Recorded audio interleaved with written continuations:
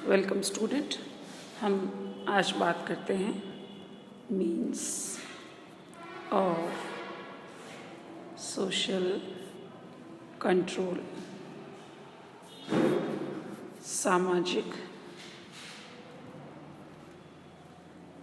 नियंत्रण के साधन।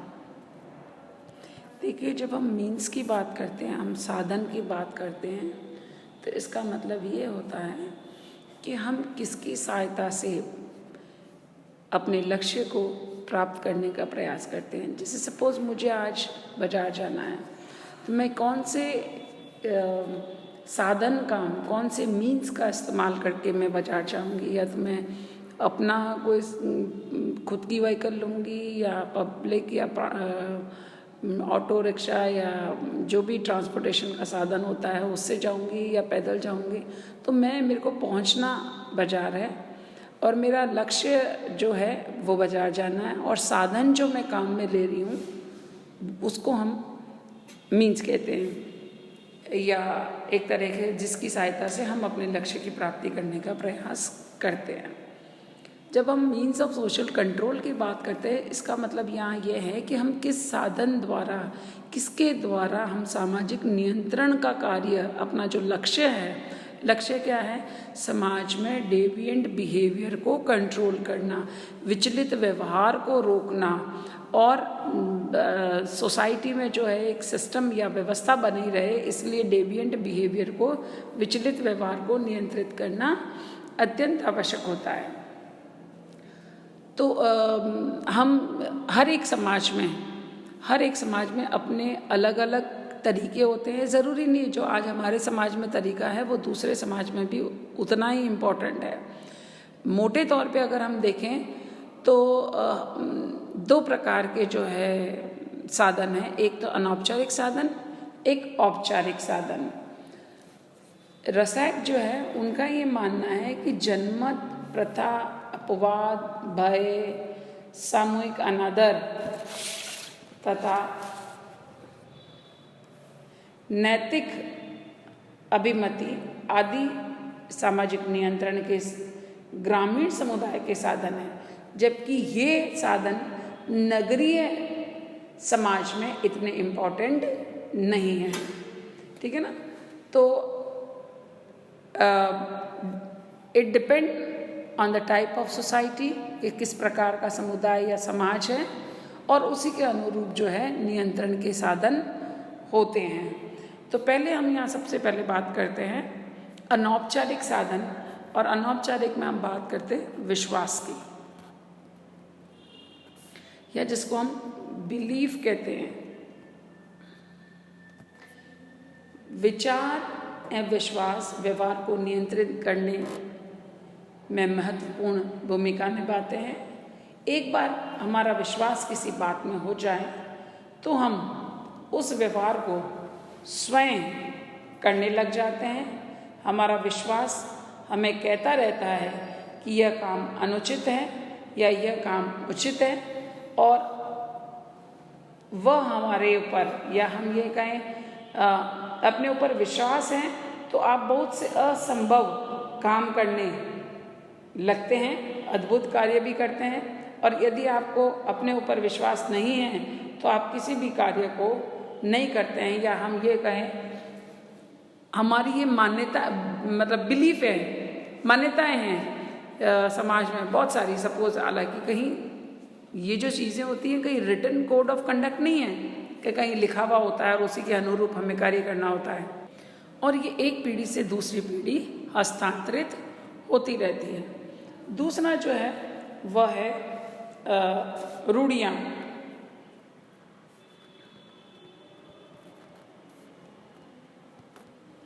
या जिसको हम कहते हैं मॉरल्स। हमारे समाज में मानव व्यवहार पर अनौपचारिक नियंत्रण रखने में रूढ़ियाँ बहुत इम्पोर्टेंट भूमिका निभाती हैं। रूढ़ियाँ एवं आदर्श द्वारा हमारा व्यवहार जो है उसको नियंत्रित किया जाता है, और हम यह अनुभव भी नहीं करते हैं कि हमारे व्यवहार को नियंत्रित किया जा रहा है। ऑटोमेटिकली अननोइंगली जो है, जिसको एक तरह आप पे दबाव नहीं होता है, बट वो सतह कंडीशनड हो जाते हैं, बाद में आपको पता भी नहीं चल रहा है कि आपका व्यवहार जो है वो नियंत्रित हो रहा है। रूढ़ियाँ व्यवहार की वे मान्यताएं होती हैं जो समाज में पीढ़ी दर पीढ़ी हस्तांतरित होती रहती हैं। इनके साथ कई पीढ़ियों का अनुभव जुड़ा हुआ होता है और समूह में इनके अनुरूप व्यवहार को सदैव उचित और सही माना जाता है। इनके पीछे पूरे समाज की अभिव्यक्ति, अभिमति, सैंक्शनड जो है वो होती है और इन व्यवहार को, विचलित व्यवहार को जो है नियमित, या हम ये कहें हमारे व्यवहार को नियमन करने का या नियमित करने का कार्य ये रूढ़ियाँ करती हैं। रूढ़ियाँ समूह के कल्याण के लिए आवश्यक समझी जाती हैं और यही कारण है कि एकदम सहसा से हम किसी रूढ़ियों का उल्लंघन नहीं कर पाते हैं, और यदि कोई करता भी है तो समूह विशेष अपनी व्यवस्था के अनुरूप उसे कठोरतम दंड देता है।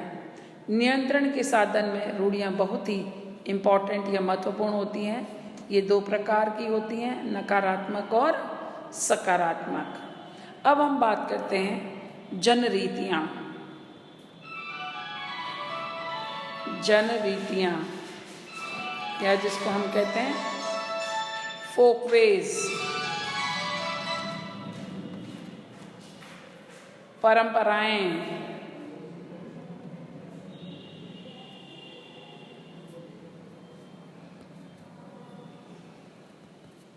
या प्रथाएं, ट्रेडिशंस,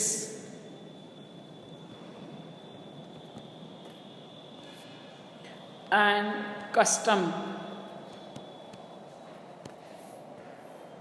ठीक है, मानव का जो नेचर होता है उसको नियंत्रित करके समाज के अनुरूप डालने में जनरीतियाँ, प्रथाएं, परंपराएं बहुत ही महत्वपूर्ण कार्य करती हैं। व्यवहार को समाज द्वारा उपयोगी समझे जाने वाले तथा समाज के अधिकांश सदस्यों द्वारा अपनाए गए व्यवहार के प्रतिमान जनरीतियाँ कहलाती हैं। ये अनुकरण द्वारा व्यक्ति जो है इसको सीखता है और प्रसारित होकर पूरे समाज में अपना लिए जाते हैं। जनरीतियाँ वह व्यवहार है जो संपूर्ण समूह का होता है। इसमें नियंत्रण की शक्ति पाई जाती है क्योंकि पूरा समूह इसकी उपयोगिता के बारे में जानता है और यह व्यवहार अपने साथ समय का इतिहास रखता है। यह समझ लिया जाता है कि हमारे पूर्वज इसी प्रकार का व्यवहार किया करते थे, अतः यह व्यवहार का उल्लंघन करना उचित नहीं होता है। परंपरा सामूहिक व्यवहार का और अधिक व्यक्तियों द्वारा समर्थन लाती है। परंपरा जनरीति से ज़्यादा अधिक उपयोगी होती हैं। परंपराएं जब कई पीढ़ियों तक हस्तांतरित होती रहती है तो एक अंश और आगे बढ़कर प्रथा का रूप धारण कर लेती है और प्रथा भी अधिक अभिमति अपने साथ रखती है और प्रथा की उपयोगिता भी समूह अधिक समझने लगता है और व्यक्तियों के व्यवहार को नियंत्रित और निर्धारित करने में जनरीतियाँ, परंपराएं, प्रथाएं बहुत इम्पॉर्टेंट रोल प्ले करती हैं और ये सोशल कंट्रोल के जो है वह अनौपचारिक तरीका है या साधन है। अब हम बात करते हैं जनमत की।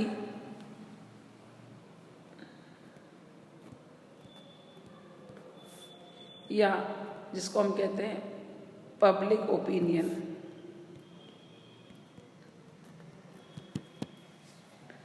जनमत जनता का एक मत, इसके माध्यम से जनता की सामान्य इच्छा के बारे में पता चलता है। बड़े समुदाय की अपेक्षा गांव जैसे छोटे समुदाय में जनमत का प्रभाव बहुत अधिक देखने को मिलता है। वहाँ पर परिवेश छोटा होता है और सभी व्यक्ति जो हैं, जो भी लोग रहने वाले होते हैं, सभी व्यक्ति परस्पर परिचित होते हैं, वहाँ पर प्रशंसा अथवा निंदा और उपेक्षा तथा स्वनिर्धारित दंडों के द्वारा ही समाज विरोधी तत्वों पर नियंत्रण किया जाता है। सम्मानपूर्वक रहने की इच्छा से व्यक्ति स्वयं ही नियंत्रित व्यवहार करना पसंद करता है। पंच परमेश्वर की भावना जनमत का उत्कृष्ट उदाहरण है। आकार छोटा होने के कारण लघु समुदाय में व्यक्ति जनमत की अवहेलना करने की हिम्मत नहीं करता है। जनमत सामाजिक नियंत्रण का हालांकि ये अनौपचारिक साधन है, फिर भी यदि इसका निर्माण सरकारी माध्यमों द्वारा विशेष व्यक्ति या दल के हितों की पूर्ति या राष्ट्र कल्याण के लिए सुनियोजित रूप से किया जाता है तो इसमें औपचारिकता का अंश देखा जाता है। अब हम बात करते हैं प्रचार की।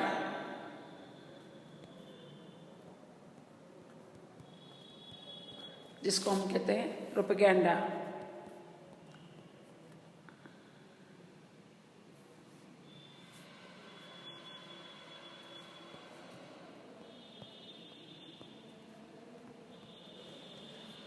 आजकल प्रचार सामाजिक नियंत्रण का सशक्त साधन है। हम टीवी, रेडियो, न्यूज़पेपर्स, सिनेमा आदि के प्रचार के प्रमुख माध्यम हैं और ये सुझाव और आर्थिक तथा विभिन्न जटिल समस्याओं के समाधान हेतु प्रचार के विभिन्न साधनों द्वारा समाज के सदस्य को जागृत करते हैं और इसमें विचारों को एक नवीन दिशा जो है वह दी जाती है। जैसे आपने टीवी पे कई बार एड्स वगैरह देखते हो और इसमें अगर कोई आप एडवर्टाइजमेंट के द्वारा जैसे बाल विवाह पर रोक की बात है या दहेज विरोधी की बात है या डोमेस्टिक वायलेंस की बात है या हम ये कहें इवन वोट देने की जागृति, मतलब अपनी डेमोक्रेसी को जो है सही करने के लिए हर व्यक्ति को वोट देने के लिए प्रेरित करने वाली बात है। तो बहुत सारी चीज़ें जो है हमें टीवी के माध्यम द्वारा, रेडियो के द्वारा, एडवर्टाइजमेंट द्वारा जो है प्रचार प्रसार जो है इसका होता है और उससे एक तरह से नियंत्रण का जैसे आपने देखा होगा आजकल जो है पेंडेमिक है और कोविड जो एक महामारी जिसकी वजह से बहुत विकट समस्या होती है, तो उसमें जो है चूँकि इसकी कोई दवाई नहीं है तो मास्क ही उपाय है इसका। और मास्क लगाने के लिए बार बार आपने देखा होगा टीवी में, रेडियोज़ में किस तरह से जो है बार बार एम्फसाइज़ किया जाता है कि ये आपके लिए ज़रूरी है, आप इसका मास्क का जो है उपयोग करें। तो एक तरह का एक आपके व्यवहार को, नो डाउट उसके लिए दंड भी है, बट आपको इनके द्वारा भी जो है आपके व्यवहार को नियंत्रित करना कि आप बिना मास्क के बाहर ना जाएं। और क्योंकि इससे जो है हो सकता है आपको नहीं हो बट दूसरों की वजह से आपको हो सकता है या आपको पता नहीं हो और आपकी वजह से दूसरों को हो सकता है। तो इस वजह से एक तरह से आपके व्यवहार को नियंत्रित, कंट्रोल करने का काम जो है यह करता है। फिर बात करते हैं हम शिक्षा की, एजुकेशन।